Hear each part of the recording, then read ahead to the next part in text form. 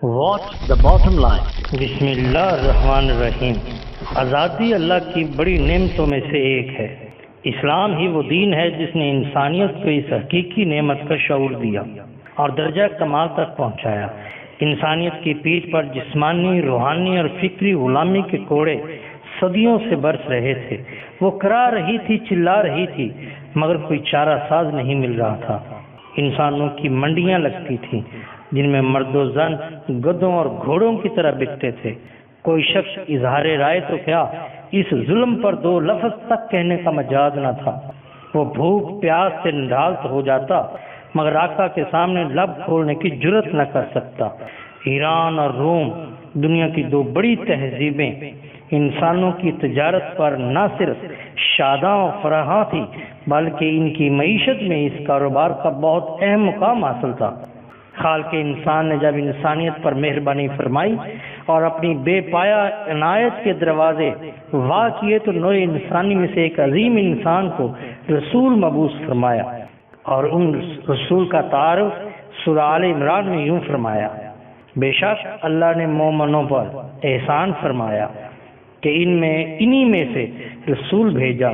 जो इन पर उसकी आयात की तिलावत करता और उन्हें किताब व हिकमत की तालीम देता, अगरचे वो लोग इससे पहले खुली गुमराही में थे। नाज़रीन, अल्लाह ताला ने सूरह अराफ में मोहसिने इंसानियत पैगम्बर इस्लाम का तारफ कुछ इस अंदाज से फरमाया। सूरह अराफ आयत नंबर 157, और वो नबी सल्लल्लाहु अलैहि वसल्लम उनके लिए पाकीज़ा चीज़ों को हलाल करते हैं और उन पर पलीद चीज़ों को हराम करते हैं, और उनसे बारे गिरा और तौक जो उन पर नाफरमानियों के बायस मुसल्लत थे साकत फरमाते और उन्हें नेमते आज़ादी से बहरायाब करते। पस जो लोग इन रसूलुल्लाह सल्लल्लाहु अलैहि वसल्लम पर ईमान लाए, जहां अल्लाह रब्बुल इज़्ज़त ने नबी करीम सल्लल्लाहु अलैहि वसल्लम को एहसान अजीम करार दिया, वो बनी इसराइल को फिरौन के अजाब से छुटकारा देकर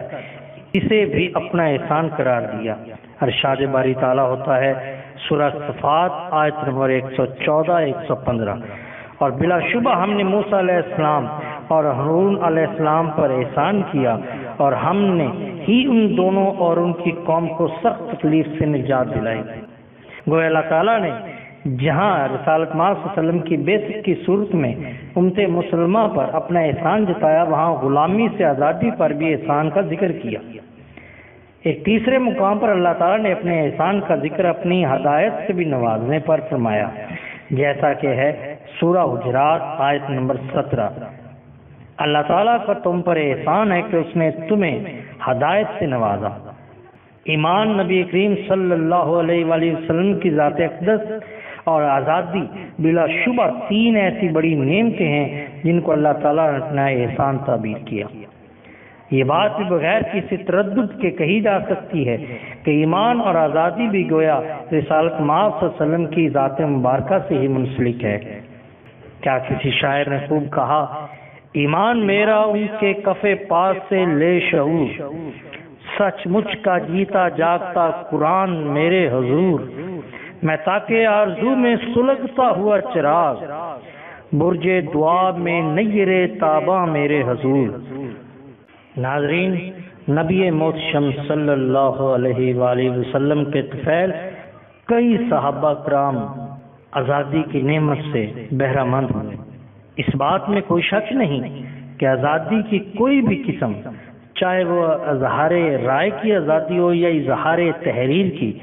ज़बान और कलम दोनों को बारगाह मुस्तफ़ा में पेश करके अबदी हदायत की रोशनी में सफ़र करना होगा। अगर कलमो करतास का रिश्ता वहाँ से मुनक़ता करके महज अक्ल आम की बुनियाद पर उस्तवार किया गया, तो नाज़रीन दुनिया अमन की बजाय फसाद से भर जाएगी। आइए इस अबदी और दायमी हदायत की रोशनी में देखते हैं कि कहाँ गुफ्तगू करने का हक है और कहाँ नहीं, किस मुकाम पर नोके कलम को हरकत दी जा सकती है और किस मुकाम पर नहीं, और किस मुकाम से आज़ादी इज़हार राय के तकाज़े शुरू होते हैं। अल्लाह ताला की ज़ात मारुल वरा है, वो बुलंदो बाला ज़ात है, उसकी बारगाह में लब खोलते हुए एहतियात करना पड़ेगी। कहीं ऐसा ना हो कि कोई जुमला ऐसा निकल जाए जिसकी वजह से अमाल ही बर्बाद हो जाएं। کسی شخص کو یہ اجازت نہیں دی جا سکتی ناظرین، چاہے وہ خدا کا ماننے والا ہو یا انکار کرنے والا ہو، کہ وہ اللہ تعالیٰ کی شان میں گستاخی کا مرتکب ہو۔ اس حوالے سے سورہ آل عمران کی آیت نمبر 181 ملاحظہ فرمائیے۔ اللہ فرماتے ہیں بے شک اللہ نے لوگوں کی بات سن لی جو کہتے ہیں اللہ محتاج ہے اور ہم غنی ہیں، اب ہم ان کی ساری باتیں اور ان کا انبیاء کو ناحق قتل کرنا بھی لکھ کر رہیں گے، اور روز قیامت فرمائیں گے کہ اب تم جلا ڈالنے والے عذاب کا مزہ چکھو۔ ناظرین، جہاں شان الوہیت میں ایسا جملہ کہنے کی اجازت نہیں جس سے گستاخی کا پہلو نکلتا ہو، وہاں شان رسالت میں بھی گستاخانہ جملے بولنے اور تحریر کرنے کی اجازت نہیں۔ نہ صرف جملہ کہنے کی بات ہے بلکہ نبی کریم صلی اللہ علیہ وآلہ وسلم کی آواز سے اونچی آواز کی بھی اجازت نہیں۔ اس حوالے سے سورہ حجرات میں بڑے واضح احکامات ہیں۔ ارشاد باری تعالیٰ ہوتا ہے اے ایمان والو، تم اپنی آوازوں کو نبی کی آواز سے بلند مت کیا کرو، اور ان کے ساتھ اس طرح بلند آواز سے بات بھی نہ کیا کرو جیسے تم بلند آواز کے ساتھ ایک دوسرے سے بات کرتے ہو، ایسا نہ ہو کہ تمہارے سارے اعمال ہی غارت ہو جائیں اور تمہیں شعور ہی نہ ہو۔ ناظرین، جہاں رسالت ماہ صلی اللہ علیہ وسلم کی آواز سے اونچی آواز کی ممانعت ہو، وہاں اس بات کی کیسے اجازت دی جا سکتی ہے کہ کوئی شخص حضور کریم صلی اللہ علیہ وسلم کے توہین آمیز خاکے شائع کرے؟ یاد رکھیے کسی شاعر نے کہا تھا کہ باب جبریل کے پہلو میں ذرا دھیرے سے، فخر کہتے ہیں جبرائیل کو یوں پایا گیا، اپنی پلکوں سے در یار پہ دستک دینا، اونچی آواز ہوئی عمر کا سرمایہ گیا۔ ایک اور جگہ فرماتے ہیں کہ دنیا کے سلاطین تیرے جاروب کشوں میں، عالم کے سکندر تیری چوکھٹ کے بھکاری، گردوں کی بلندی تیری پاپوش کی زد میں،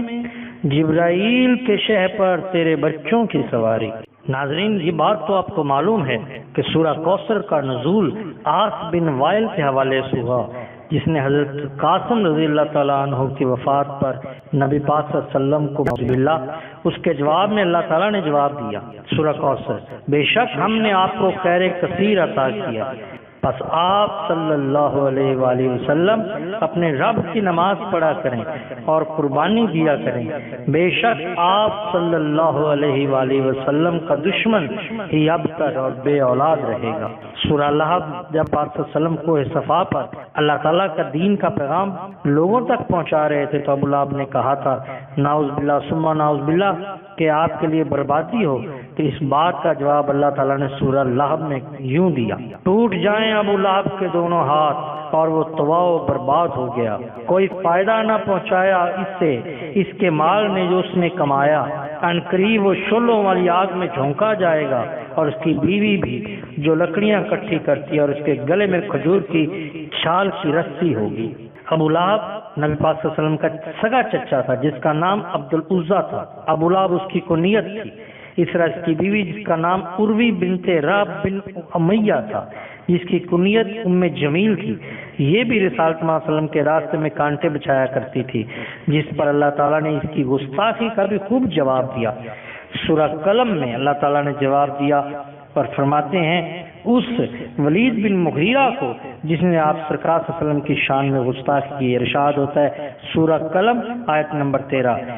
کہ یہ وہ شخص ہے جو اپنے باپ کا نطفہ بھی نہیں۔ گستاخ رسول کی دین اور دنیا میں اس سے بڑی سزا اور کیا ہو سکتی ہے؟ اللہ تعالیٰ ادب مصطفیٰ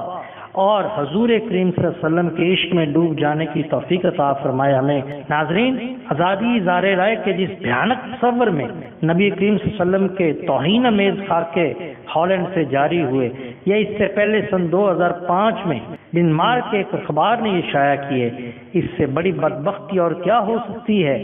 یہ بات صحیح ہے کہ جس اخبار نے توہین رسالت کے خاکے تب شائع کیے تھے، اس کے ہیڈ کوارٹر کی عمارت پر اخبار کے لوگوں کے ساتھ صہیونیوں کے مخصوص ستارے کا نشان بھی موجود تھا۔ یہود آغاز اسلام سے لے کر آج تک اسی روش پر چل رہے ہیں کہ وہ پیغمبر اسلام کے اس نور کو پھونکوں سے بجھا سکیں، لیکن مولانا ظفر علی خان نے کیا خوب کہا تھا، نور خدا ہے کفر کی حرکت پہ خندزن، پھونکوں سے یہ چراغ بجھایا نہ جائے گا۔ اب سوال یہ ہے کہ مسلمان تو اس بات کو تسلیم کرتے ہیں کہ شان الوہیت، شان رسالت اور شان ملائکہ کا ادب اور احترام ہر حال میں ضروری ہے اور بہت مقدس ہستیاں ہیں۔ اس کے علاوہ اسلام ایک عام بندہ مومن کے لیے یہ اخلاقیات فراہم کرتا ہے کہ وہ کسی دوسرے مسلمان کو زبان سے، ہاتھ سے یا کسی دوسرے طریقے سے ایذا نہیں پہنچائے گا۔ ارشاد رسول صلی اللہ علیہ وسلم ہے، مسلمان وہ ہے جس کے ہاتھ اور زبان سے دوسرے مسلمان محفوظ رہیں۔ اصل مسئلہ اس وقت ان لوگوں کا ہے جو دین کو فساد کی دہلیز پر لا چکے ہیں اور اس طرح کی حرکات کر رہے ہیں جن سے دنیا کا امن تاہ و بالا ہو چکا ہے۔ ان کو کیسے سمجھایا جائے کہ اظہار رائے کی آزادی کا مطلب ہوتا کیا ہے؟ ناظرین، دنیا میں اس وقت دو طرح کے طبقات ہیں، ایک وہ جو کسی مذہب کو مانتے ہیں اور دوسرے جو کسی مذہب کو نہیں مانتے۔ مذہب کے ماننے والوں میں یہودی اور عیسائی اہل کتاب ہیں اور باقی سب مشرکین کے زمرے میں آتے ہیں۔ جہاں تک اہل کتاب کا تعلق ہے تو ان سے گفتگو ان بنیادوں پر ہوگی جو تمام مذاہب کے درمیان مشترک ہیں، اور مذاہب کے درمیان مشترک بنیاد خود اللہ رب العزت نے رکھی ہے۔ سورہ آل عمران میں ارشاد